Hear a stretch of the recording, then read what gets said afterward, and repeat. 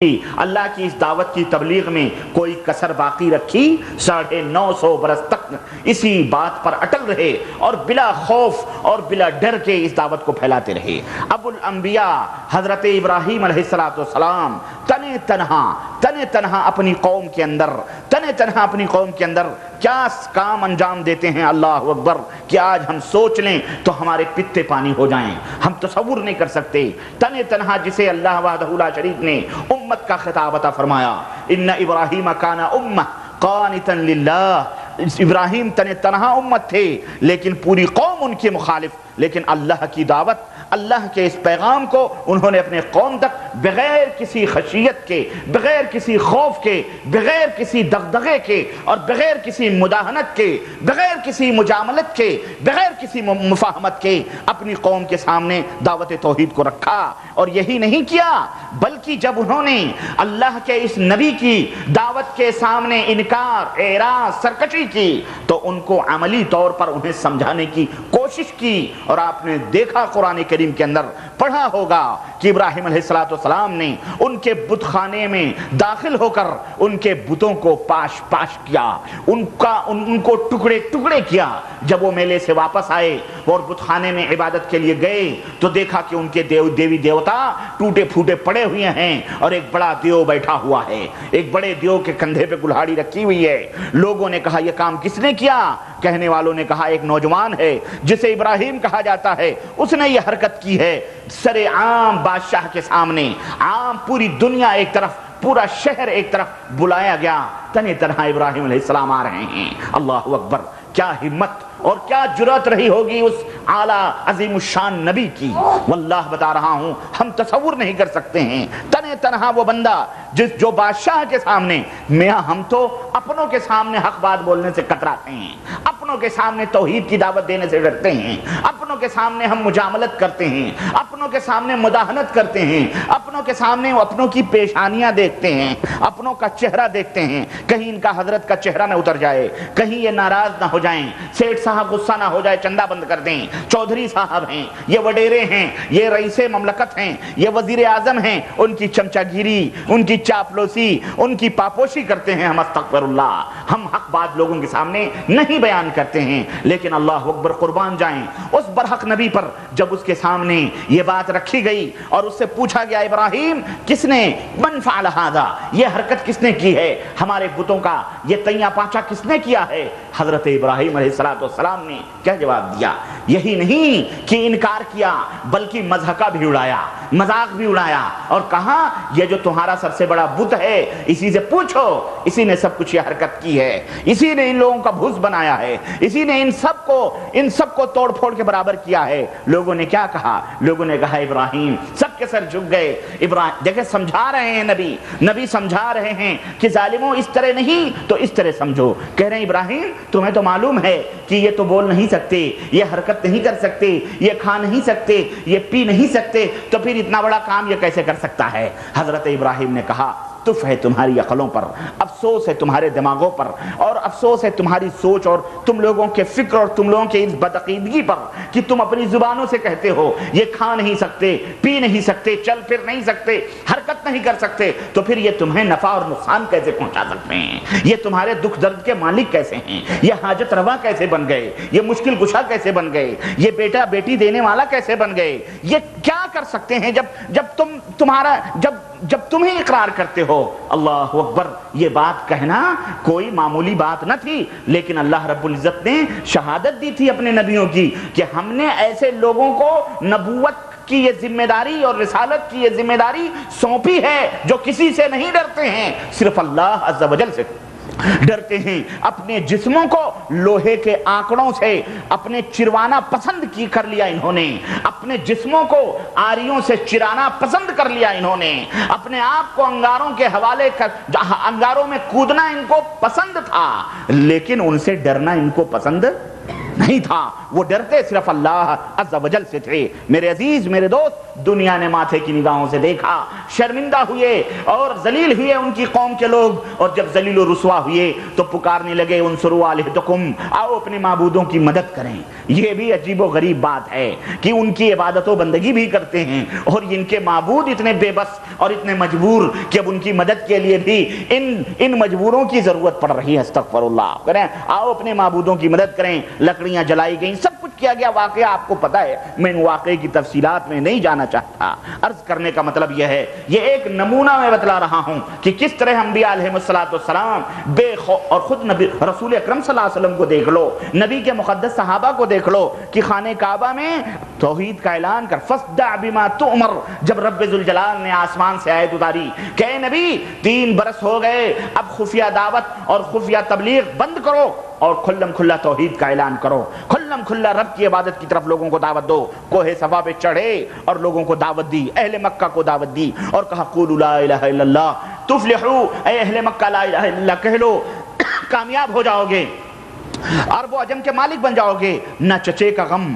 نہ قبیلے کا ڈر، نہ خاندان کا ڈر، نہ کسی کا بھی ڈر اور کسی کا بھی خوف ان کے ذہن و دماغ میں نہیں آیا، بلکہ کھلم کھلا توحید کی دعوت دینے لگے۔ اللہ اکبر۔ میرے عزیزو، یہ انبیاء علیہ السلام کو اللہ رب العزت یہ قوت عطا فرماتا ہے اور ان کی یہ شان ہے، اور یہی شان اللہ اپنے بندوں میں بھی دیکھنا چاہتا ہے۔ جو نبوت کی شان ہے، وہ نبوت نبی کے شاگردوں میں، نبی کے اتباع کرنے والوں، نبی کے ماننے والوں، نبی کے کلمہ پڑھنے والوں کی بھی یہی شان ہونی چاہیے۔ چنانچہ صحابہ کرام رضوان اللہ علیہم اجمعین تنے تنہا حق کی دعوت دے رہے ہیں۔ حضرت ابوبکر، حضرت عمر، حضرت عثمان، حضرت علی، طلحہ، زبیر جہاں جا رہے ہیں، قیصر و کسریٰ کے درباروں میں جا رہے ہیں۔ اللہ اکبر۔ میں آپ کو ایک واقعہ بتاؤں قیصر و کسریٰ کے درباروں کا کہ نبی کا پیغام لے کر کے گئے، بلکہ دور فاروقی کے اندر نبی کا یہ توحید کا پیغام حضرت عمر بن خطاب رضی اللہ تعالیٰ عنہ نے بھیجا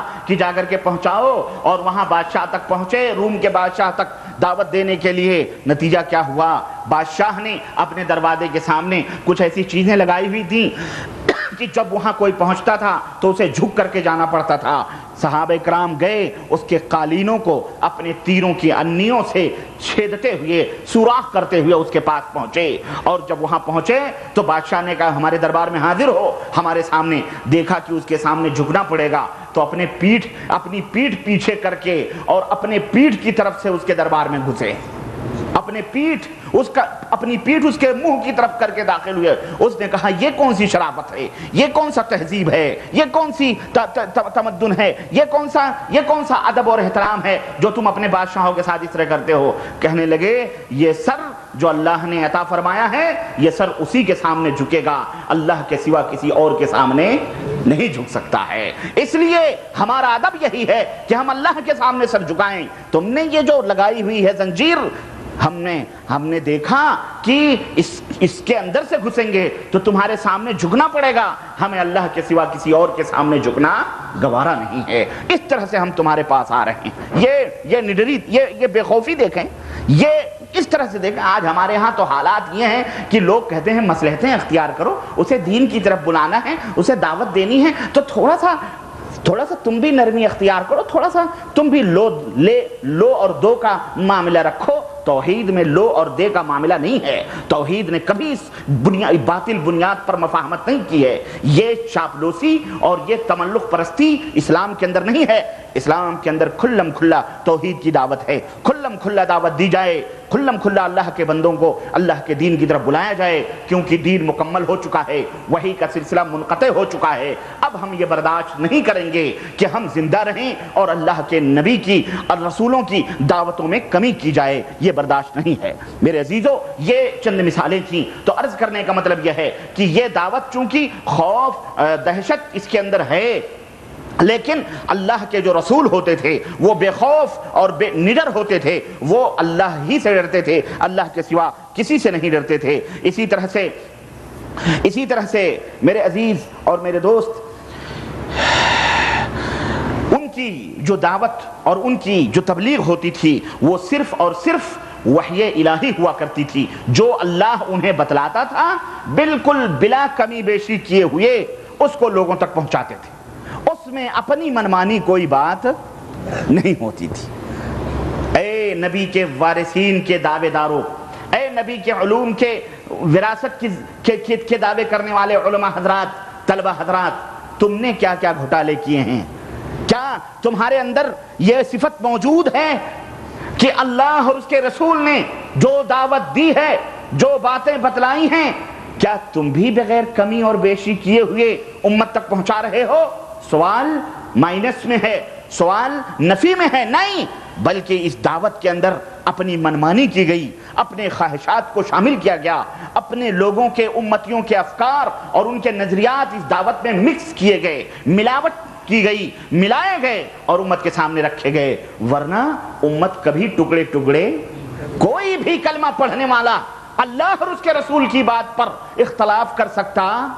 اختلاف پیدا ہی اسی وقت ہوا ہے جب اللہ اور رسول کی خالص تعلیمات میں اس کے بندوں اور نبی کی امتیوں کے افکار اور اس کے نظریات ڈالے گئے ہیں، تب جا کر کے افتراق اور انشقاق پیدا ہوا ہے۔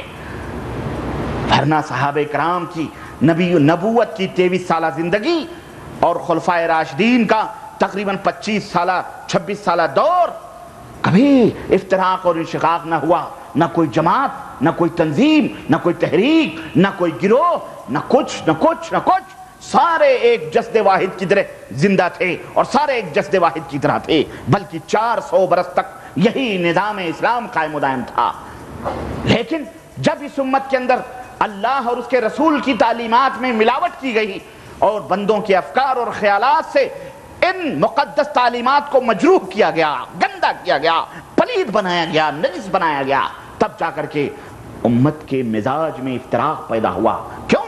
یہ فطرت اللہ اور اس کے رسول کی تعلیمات کے سوا کسی اور کی تعلیم کو قبول کر سکتی؟ یہ فطرت ہے۔ جب تک یہ فطرت سونے کی طرح، ہیرے اور موتیوں کی طرح اس کے اندر چمک تھی، اس کے اندر شیطان کا زنگ نہیں لگا تھا، اس کا ضمیر مردہ نہیں ہوا تھا، اس کے ہوش و حواس ٹھکانے تھے، تب تک کوئی اختلاف، کوئی انشقاق، کوئی افتراق، کوئی جماعت، کوئی فرقہ، کوئی ٹکڑا اس امت کے اندر نہیں تھا۔ لیکن جب نبوت کی تعلیمات کو، اللہ کی تعلیمات کو ملوث کیا گیا، اس کے اندر ملاوٹیں کی گئیں، تب جا کر کے یہ فطرت جو ہے مختلف ہوئی اور اس طرح سے لوگوں کے اندر انشقاق اور افتراق پیدا ہوا۔ تو جو باتیں اللہ کی طرف سے ملتی تھی نبیوں اور رسولوں کو، وہ باتیں بلا کم و بیش وہ بندوں تک پہنچا دیا کرتے تھے۔ رب ذوالجلال نے سورہ عنکبوت آیت نمبر 39-39 کے اندر ارشاد فرمایا، اتل ما اوحی الیک من الکتاب، اے میرے نبی آپ پڑھ کر کے جو کتاب آپ کی طرف آپ کو دی جا رہی ہے، جو باتیں آپ کو بتلائی جا رہی ہیں، جو وحی آپ کو کی جا رہی ہے کتاب اللہ میں، اللہ کی اس کتاب میں، اسے لوگوں کے اوپر پڑھیے، لوگوں کے اوپر تلاوت کیجئے، بس یہی آپ کا کام۔ اور رسول جو ہوا کرتے تھے، رسول جو آتے تھے، وہ رسول صرف تبلیغ ہی نہیں کرتے تھے، صرف اللہ کی اس نازل کی ہوئی بات کو لوگوں تک پہنچاتے ہی نہیں تھے، بلکہ اللہ کی جو وہ باتیں تھیں، اللہ انہیں حکمت عطا فرماتا تھا، اللہ انہیں سوجھ بوجھ عطا فرماتا تھا۔ تو اللہ کی